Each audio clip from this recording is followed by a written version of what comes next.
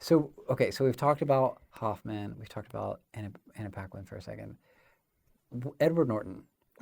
Like, I just mentioned, like, when I saw this movie, I thought he was like the cool. I just thought he was like the great. I just was like, this guy is gonna be like James Deany. Yeah, I was just like, he's gonna Totally. just make like a movie a year, and they're gonna be great, and he's always gonna work with like the best directors, and you know, I haven't like I don't know, he's been in movies, but I feel like he sort of has done less, or I haven't seen a bunch of it, and I was struck by his energy. Like I hadn't seen him in a long time, and when this movie started, I was struck by his energy, and it took me a while to settle into what he was doing. Right. I was a little bit like, do you know how it's like when you listen to an album that you loved in high school, and you're like, this is my favorite band, and you hear it later, and you're like, Oh, you're like, yeah. it kind of had that vibe to me. Oh, interesting. I was like, this is big, and he's clearly doing his thing, and he's clearly like not trying to be too much of somebody else. I feel like he's just being him, but there's something about, I think it's a little bit of like, again, that first hour of the movie, like it opens with him finding this dog, and he immediately takes the dog in,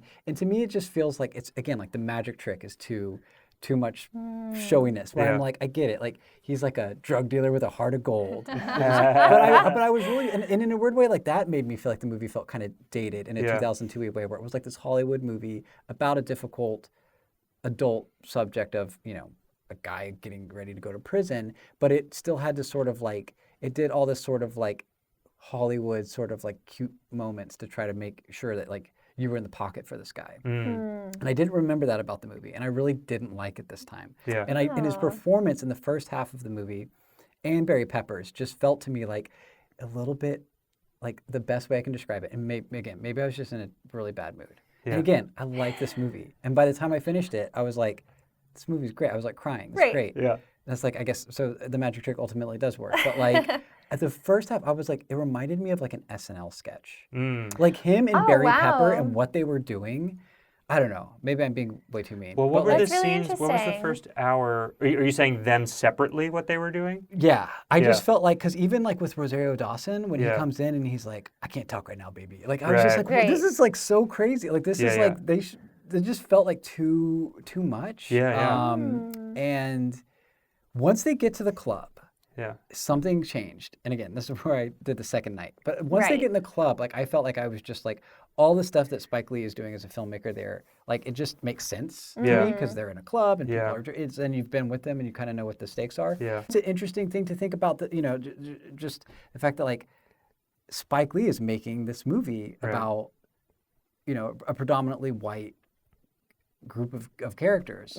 And like, and in the interview that comes up, I feel like very sort of like, not so subtly with Charile Rose, where they're like, people say this one, you're trying something different. And it's like, and I think it's like, it's great, but it's just like, it is a sort of thing where I think like, that's probably like. That was asked on the interview, and I was like, oh, they wouldn't ask that question. Like, I was frustrated for Spike Lee that he had to answer that question. And he answered it with like a degree of grace. And then actually at the end of the interview, Edward Norton brought it back and like kind of defended Spike Lee. I was wondering what energy was going on between Ed Norton and Spike Lee, because certainly they have a working background at that point. Like if he was like, this is Spike being vulnerable, I need to defend him or something. But it was kind of it was a coded question. Like, so you're working with it's white very actors different? now, and people are saying you're like, you grow in this role or something. You know, like that was essentially what it. And I don't think Charile Rose meant anything by it necessarily, but it was clearly one of these things where like wasn't the greatest question, and Spike Lee was like, well, you know, I don't think I'm doing anything new, but I also try and do new things in every film. Sure. So, but yeah, I'm sorry.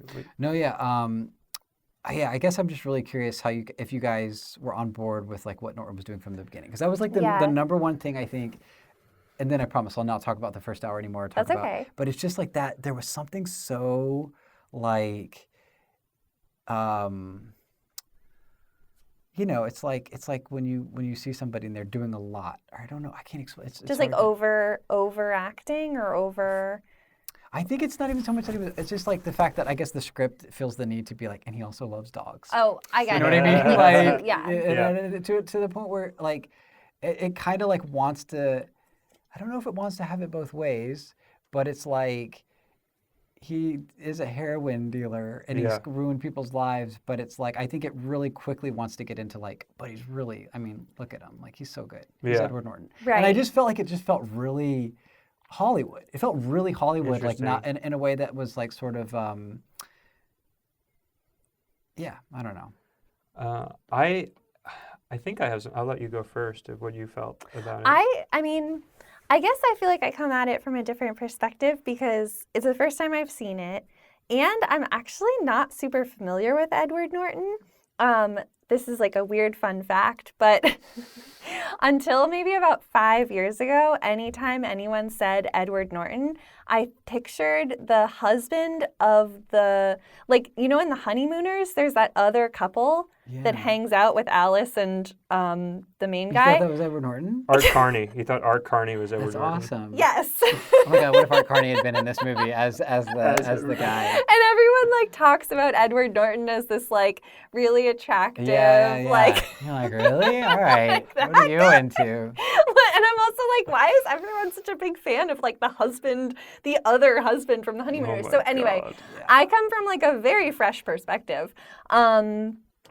And I guess it just didn't bother me, but probably because I like have no concept of like really who this is, I think the biggest thing is I was just trying to figure out, like, I knew the plot of the movie. Yeah. Because we were obviously doing this walk related to it. Right. So I was trying to like figure out where we were in time. Like, you know, it started with the dog thing, and then it went to him on the bench and some guy coming up to him and wanting to buy heroin and him saying no. And I was like, oh, is that going to be the guy that's going to rat him out? Like, I didn't know where we were in time yet. So I was I think I was just more trying to figure out the plot. I didn't really pick up on all the development that was happening. Yeah. I also just like, I loved that he got the dog, you know? Yeah. It was a good dog. Yeah. I think this is parallel to what you're saying. I'm not sure if it entirely addresses it, but something that I was struck by through the course of the film, and would definitely be evident in the first hour of the film, is I'm thinking about like myself in relation to time, in relation to the age of these characters, and in relation to actually the prison length, the term 7 years. And like as we were watching the movie, you know, because now we can do this, you know, I pull up IMDb and I'm like, I want to know how their age is. Right. The old Philip Seymour Hoffman was the oldest at 35. Oh. And then Barry Pepper, I think, was 32, and Edward Norton was 31 maybe or something. Wow. And, you know, I'm older than all three of those people. Right. But it's kind of like, I always think of Friends too, like the show Friends, everybody's always going to be older than me. Right. Doesn't matter how old I get, they're still going to be older than me. And similarly, these guys seem like older than me, and they're not. They're younger than me. And then like the context of what 7 years means, it was really an interesting length of time to choose for prison. Yeah. Because it's 7 years is a long time, but 7 years isn't a long time. And, you know, he'll still be, if he is in fact the age he is, he'll still be in his 30s when he gets out of prison, you know? Yeah, and so I guess when you were talking about like listening to an album from high school, I felt some of that too in the energy that they were bringing, and he was bringing to his roles, like Not Now, Babe, or whatever I'm going to say. Like it was definitely, it felt like an energy that was younger than I am, yet these characters are still older than me, which is kind of like, you know, older in my head. What you're saying though totally makes sense to me.